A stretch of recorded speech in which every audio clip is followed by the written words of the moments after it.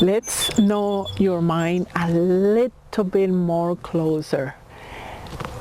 Let's look at from the point of view of ondulations, like different waves that form a certain pattern, that form a tapestry, that what we call the functioning mind. And those modulations are alive. They are very present, and they become a little bit forward. Sometimes one of the modulations come forward and another one come in the back. So they're always moving inwardly and outwardly, some in the conscious, some in the subconscious. So I'm going to teach you today the 5 modulations of the mind. Everybody have that. It's not unique to you, it's normal to everybody. However, these 5 ondulations can be educated, can be refined, can be more in the subtle, and that will make a huge difference in your life. So the first modulation of the mind is I want proof. I want proof that I exist. I want proof that I know. I want proof that in the lower vibration that you love me. I want proof. So that validation allows the mind to relax, allow the mind to say, okay, I know something inside, for example, my capability of loving, and I need proof of that. So knowing that, you and your belief system will adapt and will manifest something that will help you to prove to you that you're capable of loving. You'll find maybe a hard situation where you need to choose compassion. Therefore, when you say, I chose compassion, I am capable of loving. I am capable of delivering something a little bit higher than I thought I could. So that is the basics of your challenges. The mind wants proof of your own capabilities. The second ondulation is the fantasy, is imagination. And in that, it gives you the capability of expanding to a reality that is not in your concrete. It gives you an idea of visualizing something that is possible. And that again, that ondulation of the mind support your evolution. Everything starts with a little bit of imagination. For example, I am a gardener, and when I arrived in this property, it was just so deserted. There was nothing really happening in here. But I had an imagination of a garden design.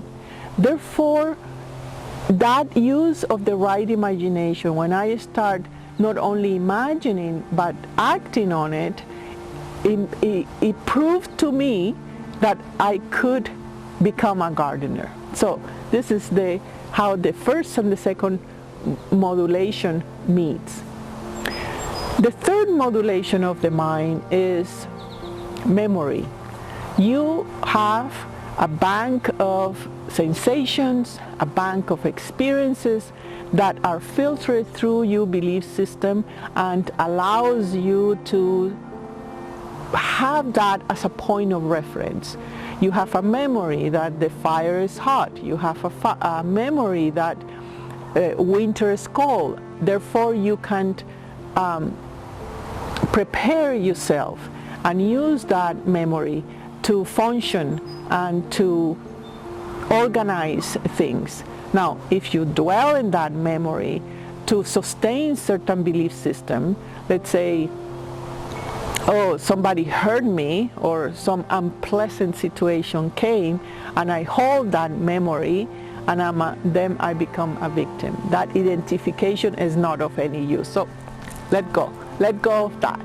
That is not the memory I'm talking about. I'm talking about the pure memory that everything is recorded through your senses and through your experiences. So you do have a wild variety of memory, not only from this particular present moment, but from anything that you had experienced in your soul trajectory. So the mind use your memory, your belief systems, you filter them, and then you are able to activate that memory. The fourth undulation of the mind is sleep. Is when when the mind just simply go to sleep. You need a rest. You need a 0 point to recharge again. When you go to sleep, you go deep in the subconscious, and in that subconscious you are able to receive the more subtle vibrations, the energy force of the spirit, and you come back, the mind come back energized. So that's why in the deep sleep or in meditation, you enter into that zone where the mind is able to relax, is able to see beyond the activity. So this is important because you can see that the other two or other three undulations of the mind are active, while in this one is more passive. And the last one, which is the one that I really want you to contemplate on, is in the assumptions. Because in the assumptions, you have the wrong perception. You have incomplete perception. It's not that it's wrong, well, it could be wrong, but in terms of you think that you are seeing something green, but in reality it's red. I have an example just yesterday. Two sisters that one assumed that the other one didn't like it, and they got separated for 10 years. They didn't talk to each other for 10 years because they assumed a simple comment divided them. So that is the wrong perception. It's not the clarity, it's not the holistic thing. And we are so functioning in assumptions. Assumptions, number one, that you don't exist. That is the big assumptions. That you need to survive, that you need to be perfect, that you need to make your life very hard, that those are all assumptions. So it is time now to take your notebook and say, what is it I assume?